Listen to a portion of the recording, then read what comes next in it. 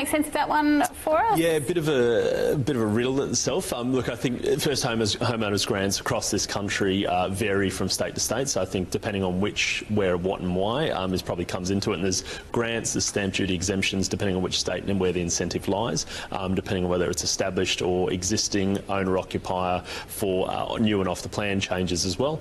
Ultimately, for me, does the question come into play that if you're looking to buy your home, if that home is going to be personally, and the biggest question I ask is if it's going to be your first property, if this isn't going to be your forever home, treat it as an investment. So if you're going to buy a home that you intend on turning into potentially an investment down the track or leapfrogging the property market at some way, shape or form, that property needs to perform. So just because you've got a grant that's going to allow you to get into the market, does that mean that it's the right time to get into the market? Well, that depends on what asset you're buying. Just because you can get in doesn't mean that it's the right property type to get in. So I really would want to see the same level of due diligence, irrespective of whether it's a home or it's going to be an investment. And depending on what market, I think we've already talked about some of the fundamentals that you really need to look for, irrespective. But for me, we're always very staunch. If you're going to buy a home, ultimately, unless you're absolutely 100% sure that that is your forever home, or at least somewhat sure that's at least your 10 to 15 year home, please treat it as an investment, because otherwise numbers will always stack up that renting in that same market will no doubt outperform